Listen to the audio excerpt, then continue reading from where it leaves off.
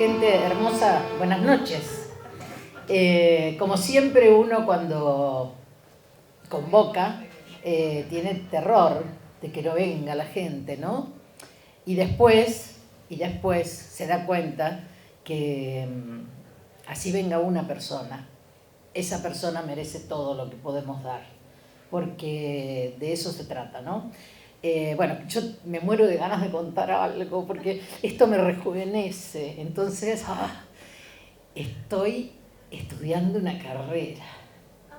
Muy bien. Me anoté en un posgrado de gestor cultural y comunicacional.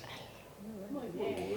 Es sumamente interesante, sumamente interesante. Bueno, ahora estoy haciendo un taller que se llama de ciberutopismo. Y tenemos que elegir un personaje, ser nosotros un personaje de la historia o de nuestra familia, que no haya sido públicamente conocido, pero no importa. Alguien que se quedó con las ganas y que ahora viene con así espíritu revolucionario a tratar de cambiar la situación.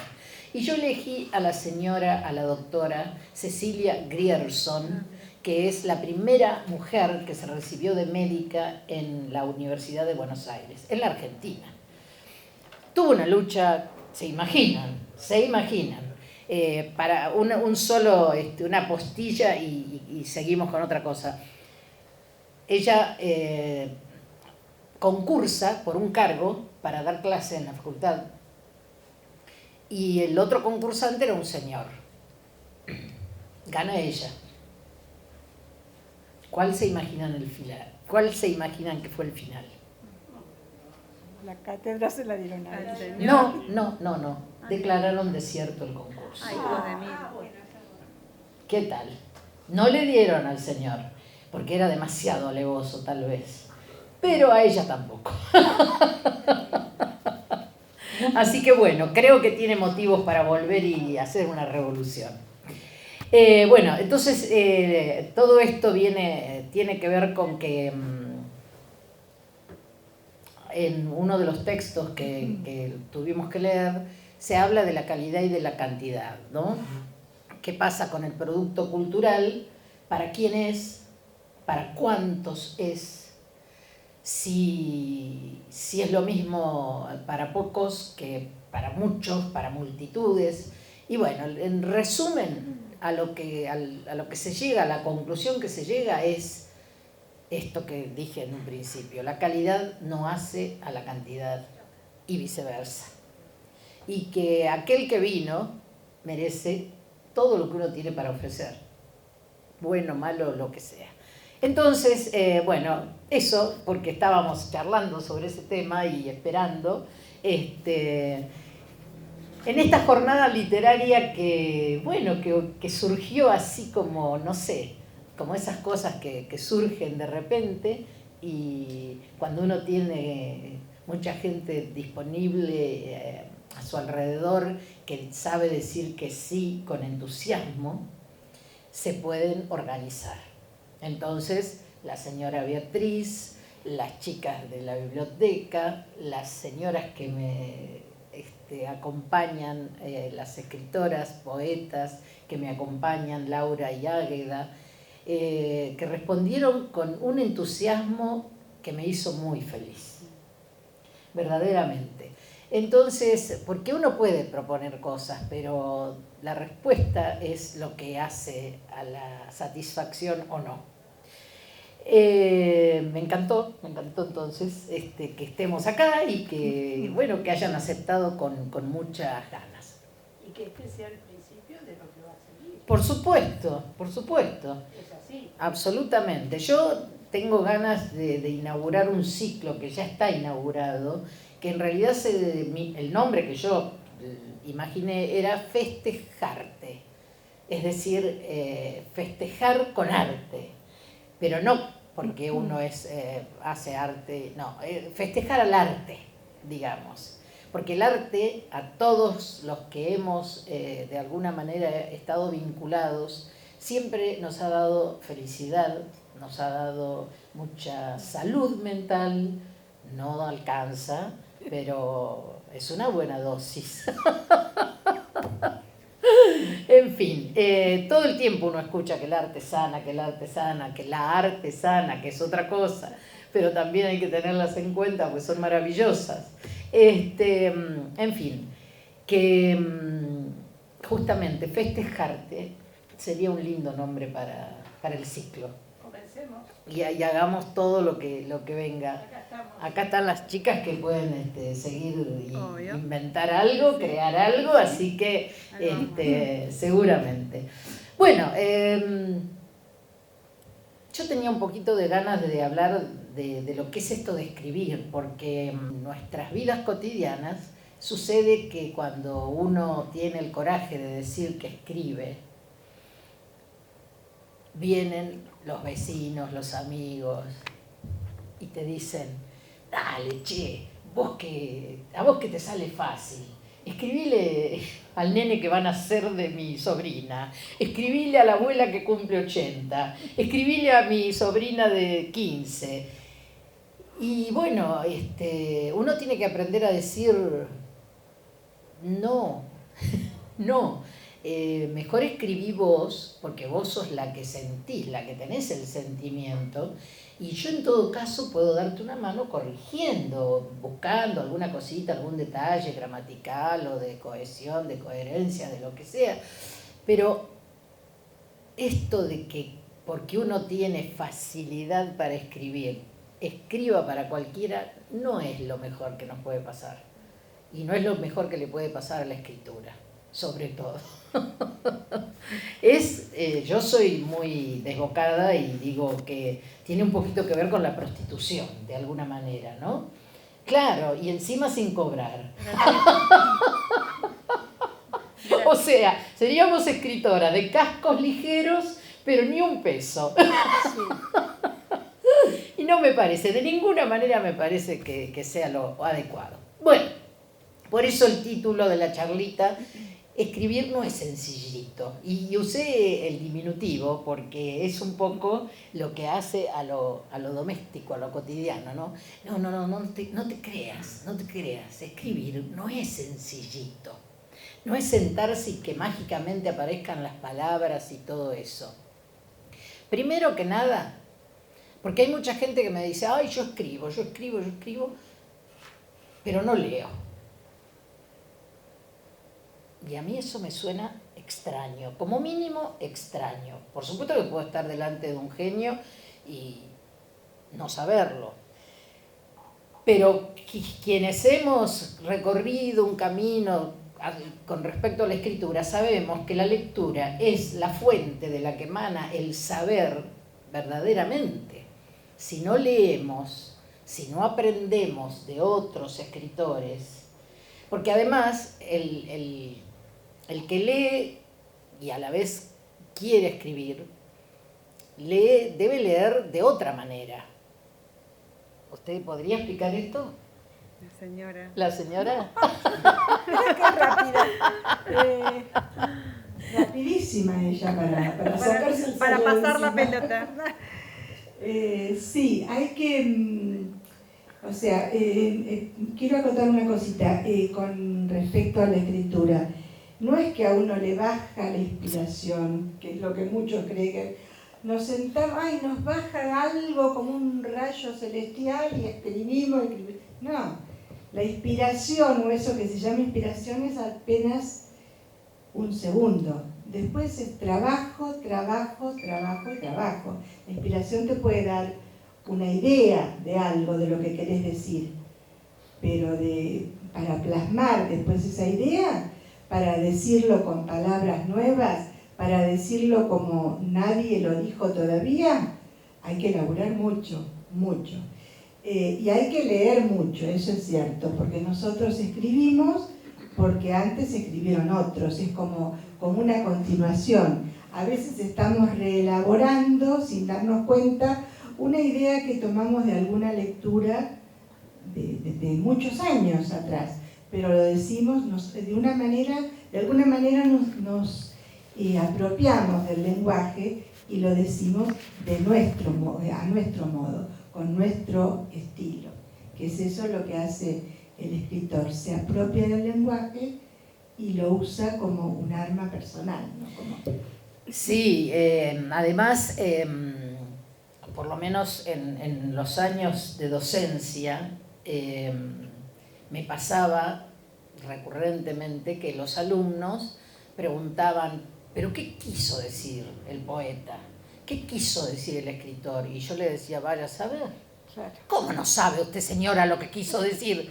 Y no, porque cada lector va a hacer una interpretación de ese texto y cada una de esas interpretaciones va a ser válida. Porque cada uno de nosotros, esa cosa me encanta, esta frase que voy a decir ahora me encanta, leemos un texto con toda nuestra historia a cuestas. Y quiero agregar algo. Cuando uno escribe un poema, el poema existe cuando el otro lo lee. O sea, no hay, el poema es cuando el otro lo construye con su lectura. Entonces es muy importante. Y nosotros que escribimos o que intentamos escribir, nos nutrimos de lo que otros también escriben. Por eso, esto que decía Olga, ¿no? Y que también decía Águeda, es mucha lectura y además mucho trabajo. Por eso no es sencillito, como dice Olga, escribir, pero es hermoso. Y no podemos hacer otra cosa, por eso escribimos. No podemos vivir sin escribir. Y bueno, eso. Me acuerdo, ahora me lo trajiste a la mente, un recuerdo de cuando yo era estudiante universitaria y en Córdoba, allá por los 70, por ahí. Alguien me preguntó qué significaba para mí la escritura o qué sé yo, y yo me largué una frase barroquísima, pero dije que era casi como respirar.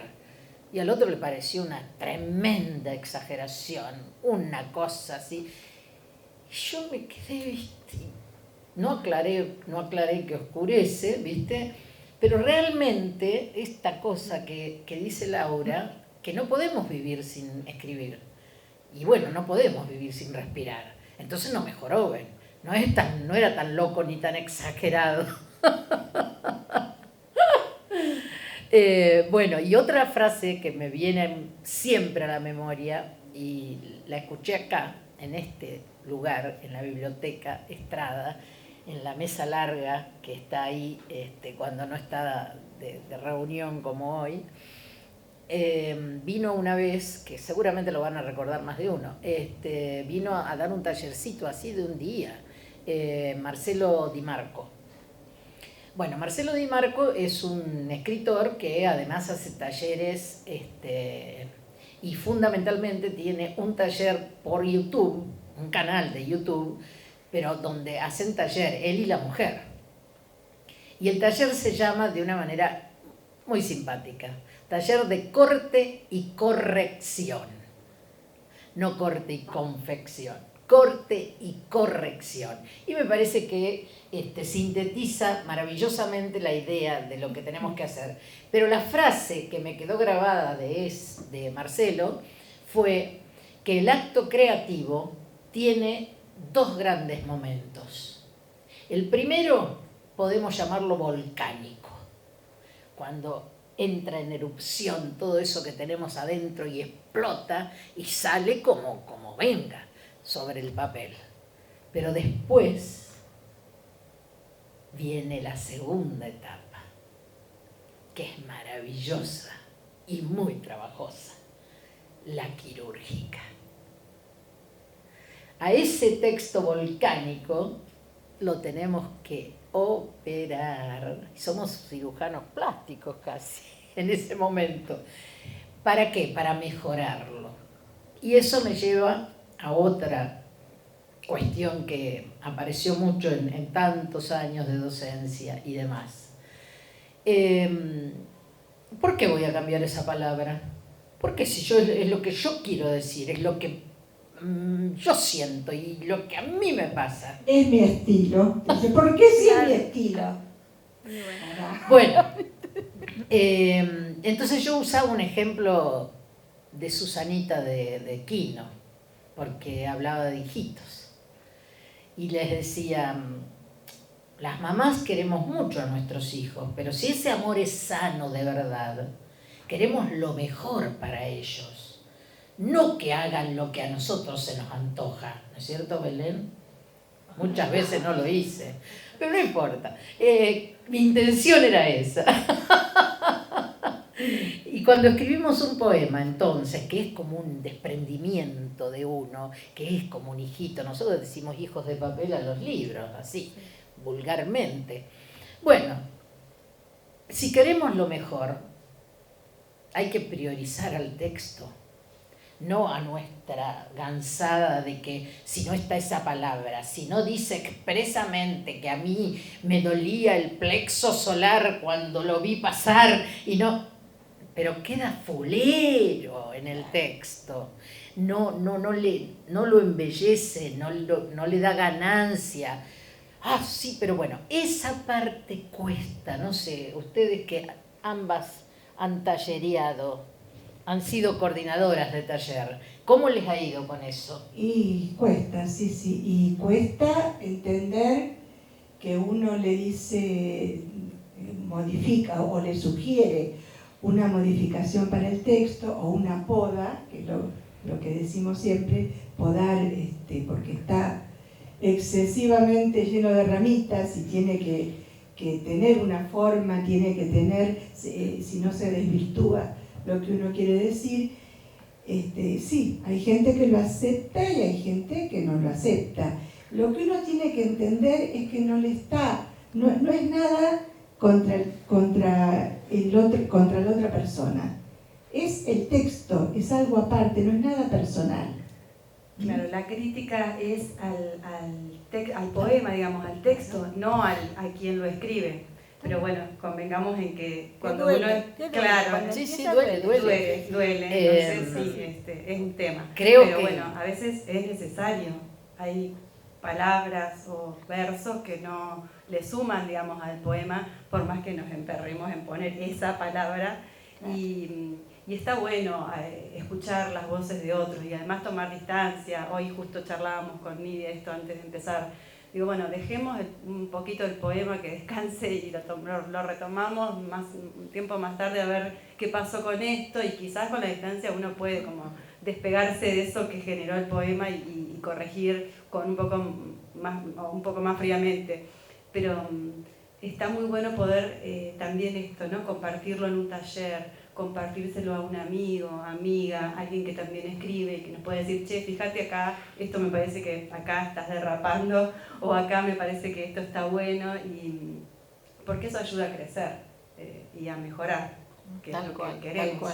Y que bueno, como es un acto quirúrgico en el que hay que trabajar, obviamente duele. Así que bueno, eso. Sí, sin duda. Bueno, ahora se me fue, porque yo soy una señora mayor y por ahí se me van las ideas. No, a mí también se me van. Ah, tú también, y es menos mayor ella. Lo que yo escribí. Bueno, no sé qué quería decir, pero no sería tan importante después de todo. O si no, va a volver.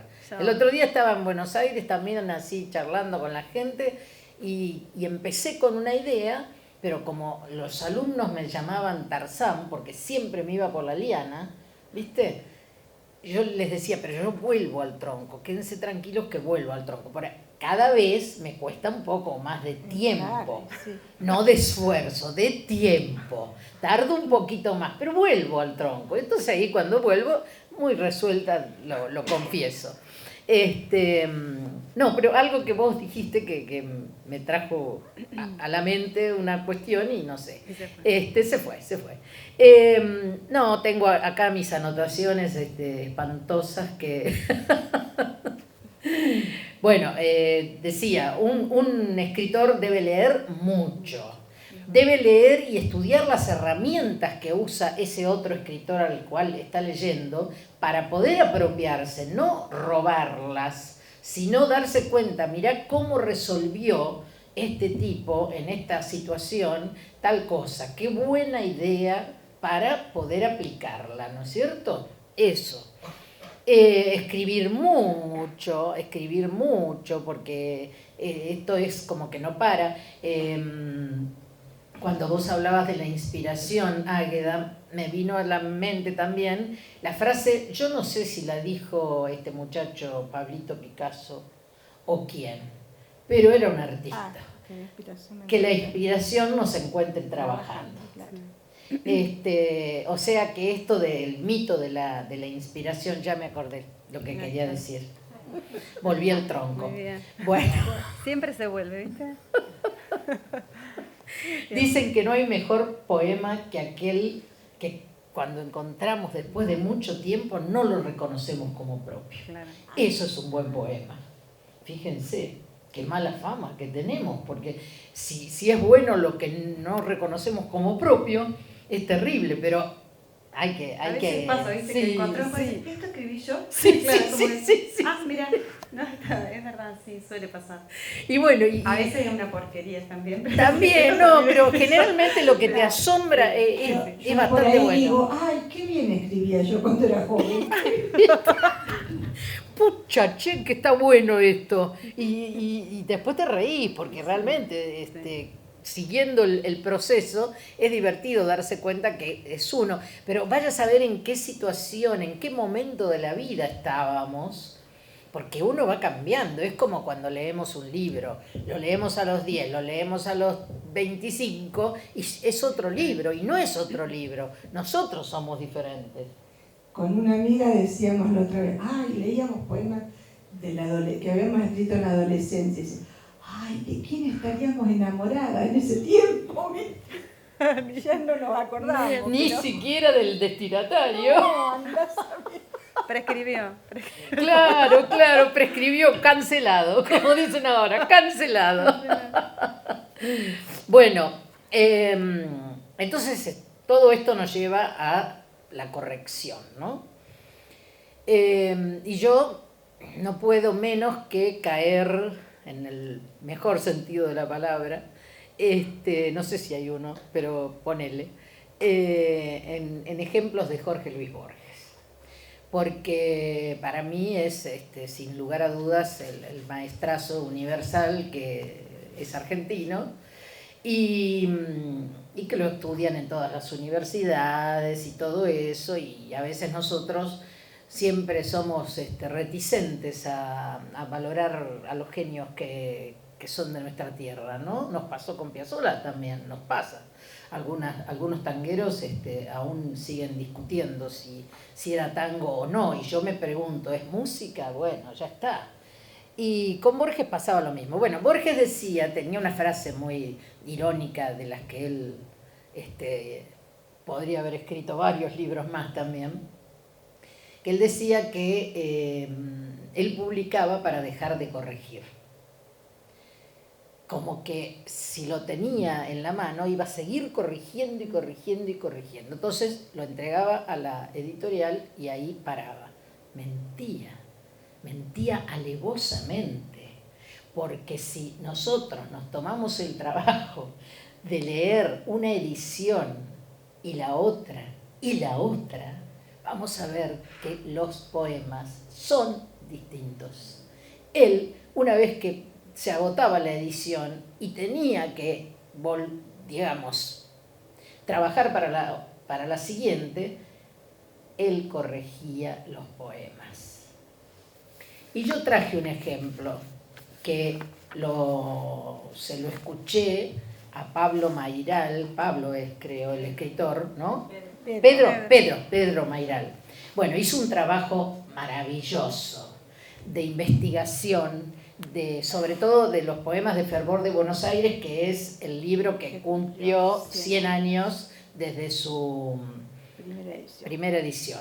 Y me enteré de una cosa tan simpática y tan borgiana, porque, bueno, Oliverio Girondo, por ejemplo, cuando publicitó Espantapájaros, creo, salió con un carro fúnebre por la calle Corriente, por Avenida de Mayo, no sé qué, hizo un escándalo tremendo, fabuloso, ¿eh? O sea, no estoy ni a favor ni en contra, pero digo, los modos de cada uno. Borges se aparece en una revista, en la sede de una revista, y a hablar con el director. Creo que la revista se llamaba Nosotros o Nosotras, no Vosotras, ¿eh?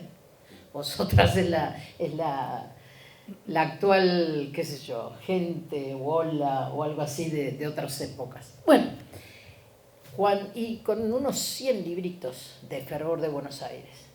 Entonces, el director de la revista lo mira y le dice, ¿no pensará usted que yo voy a tener que vender todos estos libros? Y le dice, no, yo le quiero pedir un favorcito. Me he dado cuenta que sus empleados cuelgan el saco, el sobre todo en un lugar. ¿Usted no me haría el favor de ponerle uno de estos libritos en el bolsillo del sobre todo del saco? Y así se lo llevan y en una de esas lo lee. Esa fue su campaña de publicidad para Fervor de Buenos Aires. Eso demuestra también algo de su personalidad, que tantas veces le pegamos, y sin embargo a mí me parece que este gesto tiene mucha humildad, porque él no salió a hacer autobombo, al contrario, así como un regalito en el bolsillito para la dama y el caballero. Bueno, la cuestión es que traje como ejemplo, para que lo vean, lo escuchen,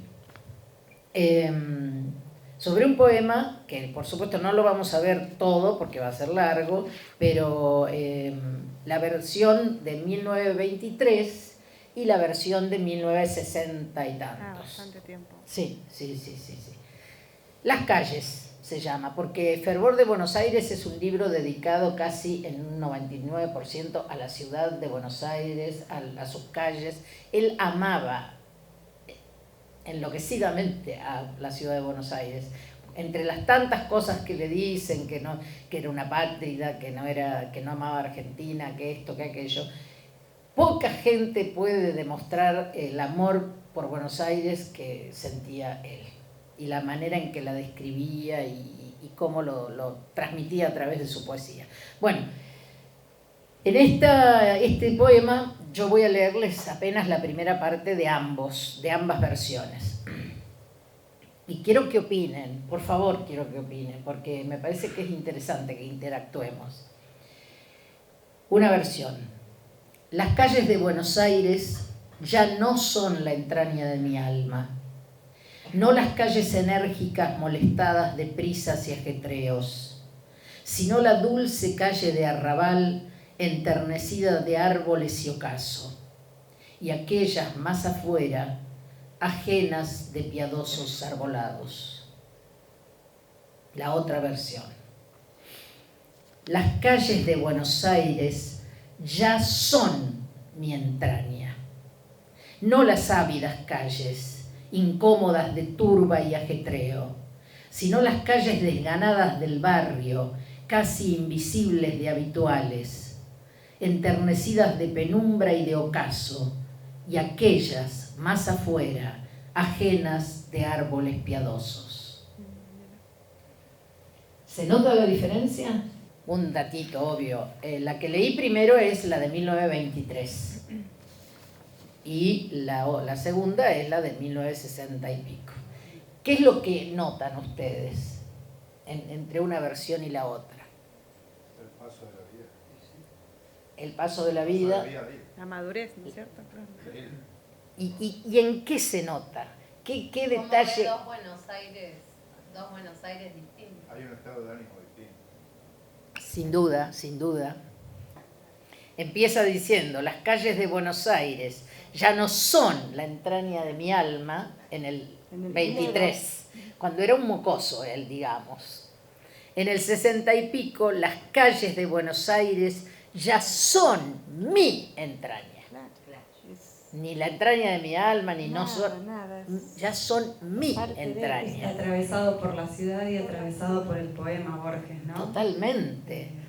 Y además, lo que yo veo, cómo va despojando al poema, cómo le quita justamente todo lo que sobra, todo lo que no hace falta decir, porque además no nos olvidemos que, bueno, creo que lo dijo, alguna de las dos lo dijo, que el poema se cierra con la lectura del otro. con la mirada del otro y la Del otro, lectura. con el otro. Bueno, tal cual.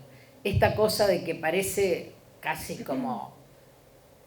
Yo tengo una anécdota para contar, pero eso lo vamos a dejar para el final. Se risa.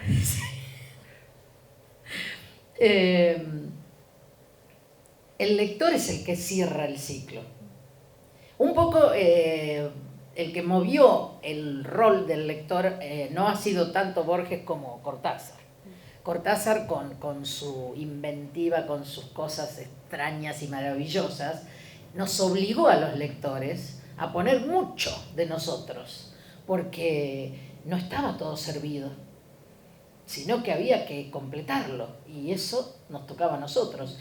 Y como digo, si cada uno lee con su historia a cuestas, yo voy a completar esta parte, o la voy a completar de esta manera, pero ella la va a completar de otra, Nidia de otra, Ana Laura de otra, y así por el estilo. Y acá viene la pequeña anécdota. Un día, me van a odiar, un día estaba en mi casa con un libro mío en las manos. Entonces, una personita que yo amo mucho me dijo, ¿por qué no lees en voz alta algo? Bueno, le digo. Y entonces leo un poema. El poema, para mí, era un poema devastador. Se llama La Perdedora. Y era una tipa que perdía todo en la vida. Entonces, mediando la lectura,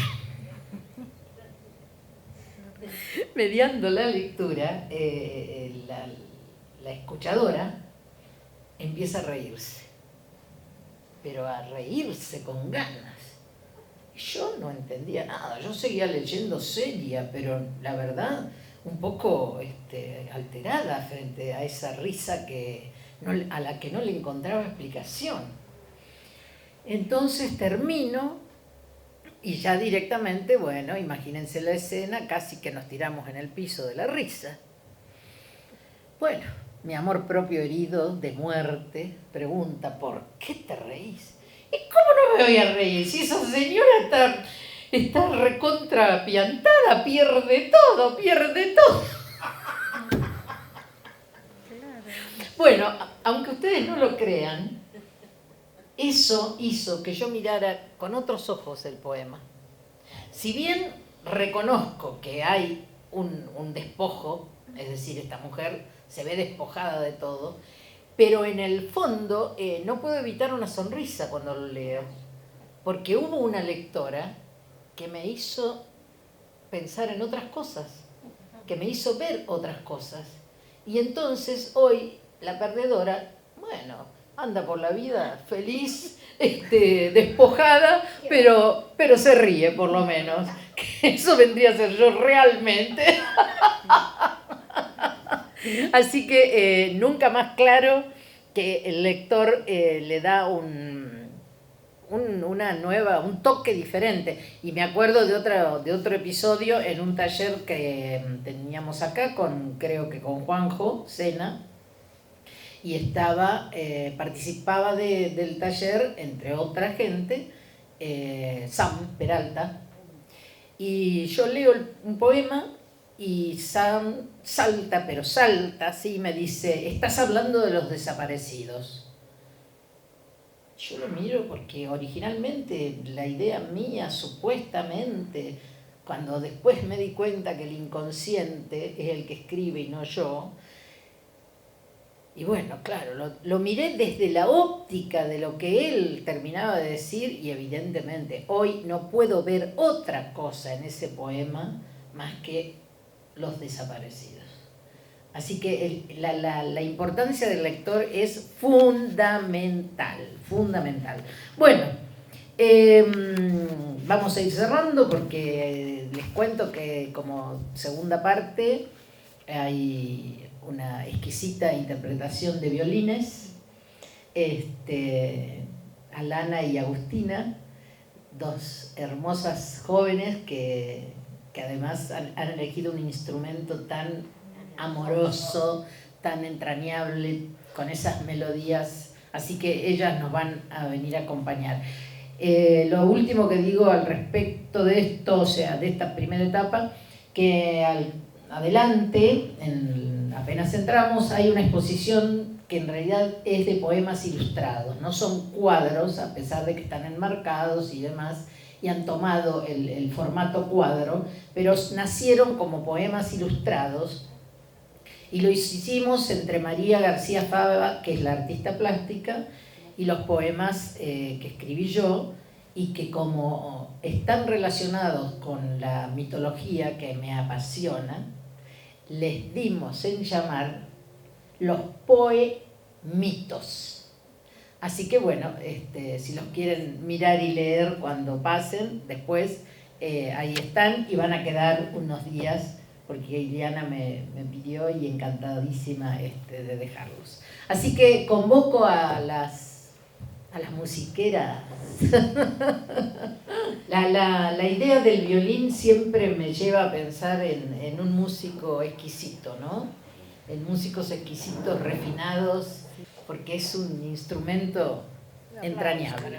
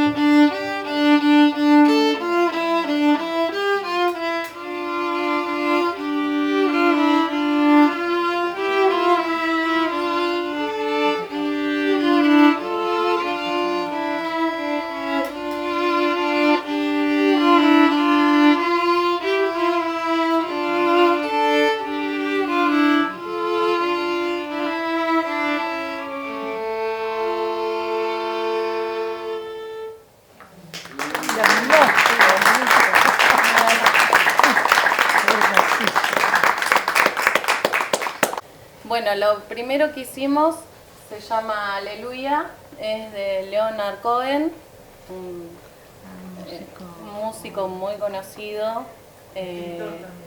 Sí, escritor. Sí.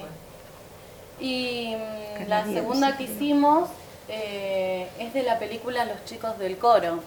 Es una película francesa Ay, sí, que ganó por el premio Dios. Oscar en el 2004. Bellísima, bellísima película. Y elegimos como un popurrí para pasar dentro de lo contemporáneo, entre comillas, y pasar de diferentes estilos, porque a veces como que encajonamos ciertos instrumentos para ciertos estilos también. Entonces como que el violín viene de lo barroco o lo clásico, y en realidad se puede hacer cualquier estilo. Después está la preferencia de cada uno. Yo creo que eso tiene que ver también mucho con el escritor, ¿cierto? El escritor vuelca su magia en el contexto que prefiere ir. Así que bueno, elegimos esas y ahora vamos a tocar una que es de Coldplay, súper contemporánea. Y después, nada que ver una con la otra la relación, ¿eh?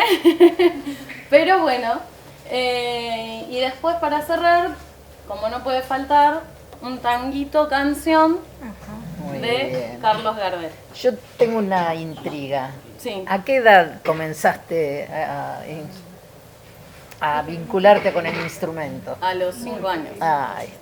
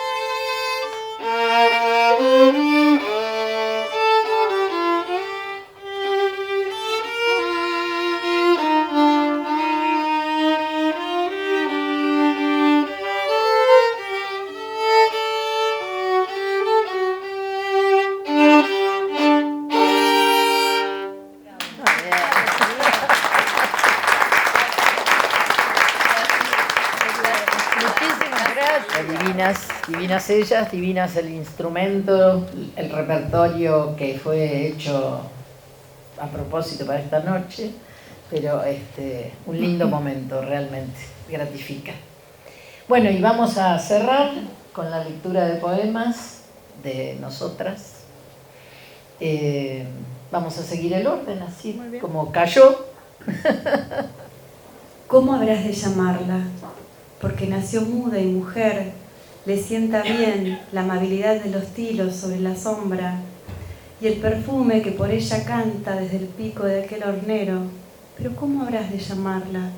¿Cómo nombrar con palabras al viento o decir el silencio de la tarde en el monte? Sí, naciste rota, mujer, muda y rota, pero escuchás al mundo como quien ama.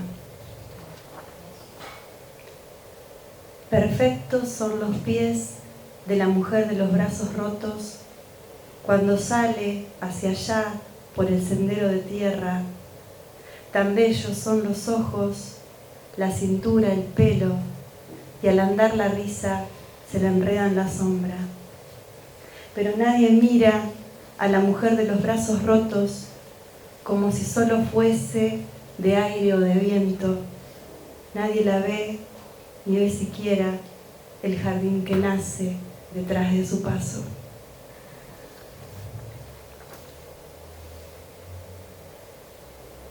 Te sentís cansada pero seguís, porque la tarde no puede ser más azul, y aunque el frío congela los dedos y los huesos, tu cuerpo parece flotar sobre la huella a centímetros del suelo, sin que nadie lo advierta.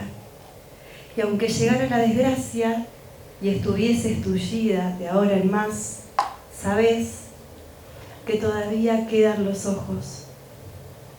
Seguís porque la belleza, otra vez y siempre, encuentra un lugar para encender lo opaco.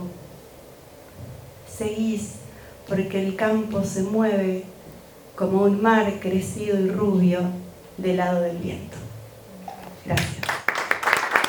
Bravo, bravo, bravo.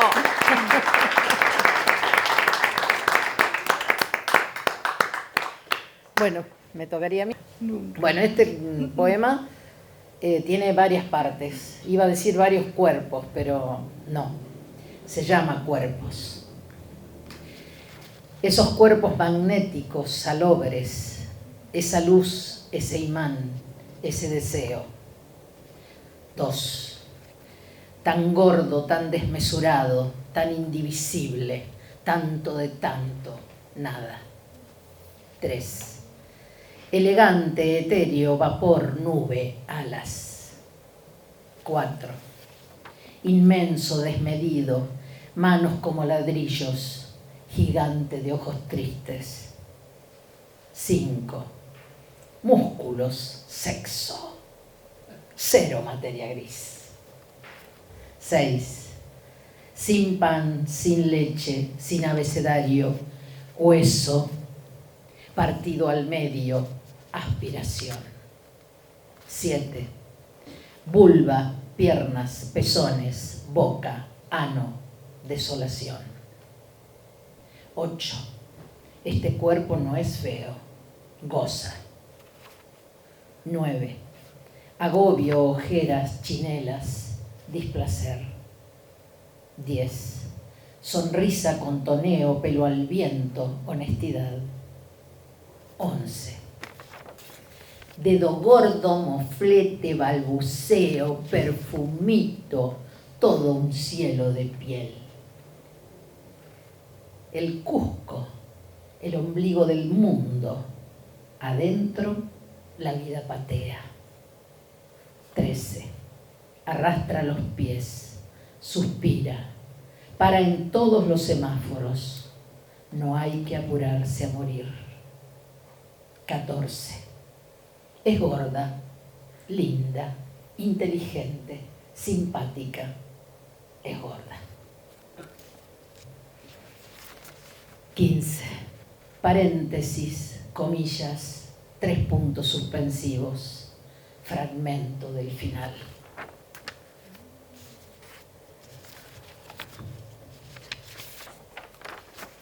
Este no tiene título. Si se pudiera ordenar el alma igual que un placar, poner en cajas las zapatillas, los collares, las mangas largas, las mangas cortas, meter en bolsas la ropa vieja, la que aprieta, la que pasó de moda, pero no. Los cajones del alma no admiten orden, prohíben, cancelan, pegan el portazo. Y una se queda afuera, sin alma, bajo la lluvia.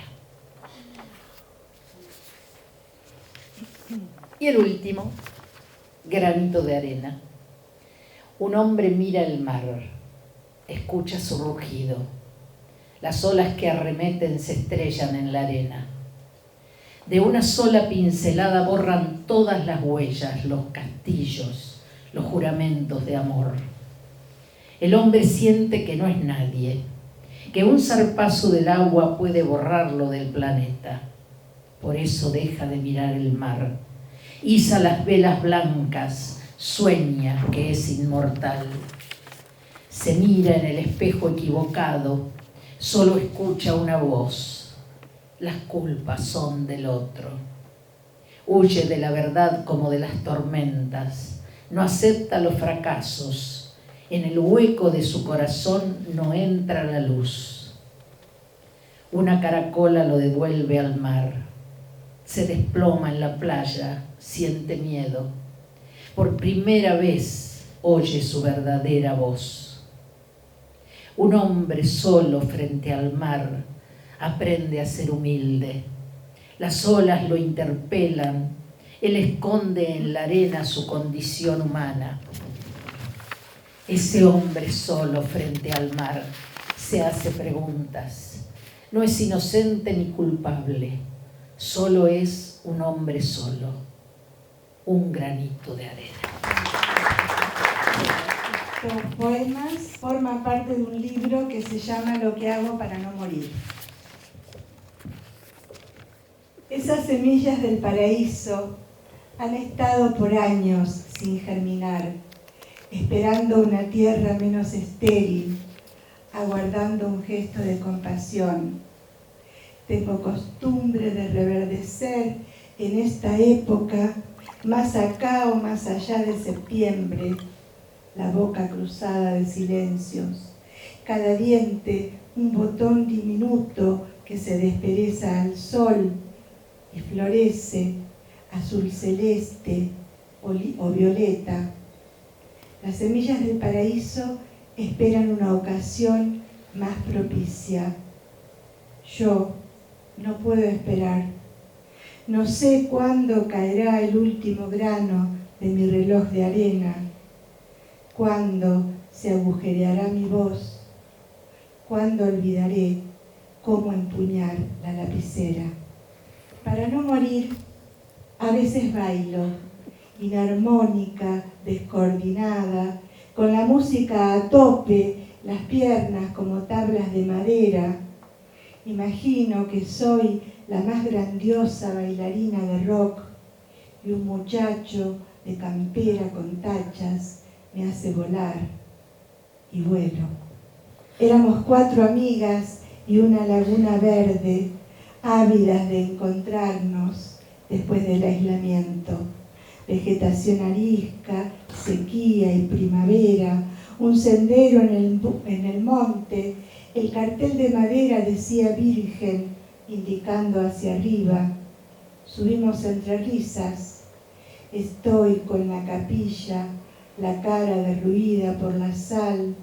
El gaucho Gil nos esperaba. Quizás él era virgen. Flores silvestres le ofrecimos y una rama de piquillín con frutos colorados. Había tanto sol. La laguna brillaba de plata y esmeralda. Un brazo de Caldén nos dio su sombra amplia y leímos poemas, reímos tanto, hablamos. Marcela extendió un paño de terciopelo oscuro y empezó la tirada del tarot. Nos sentimos felices. Las cartas auguraban un destino de logros. pero la dicha era esa, 4 amigas al borde de una laguna verde, la puntilla de sal que tocaba la arena y contra el horizonte la marea coral de los flamencos. Escribo con urgencia, que el olvido no arrase con la luz de este día. Gracias.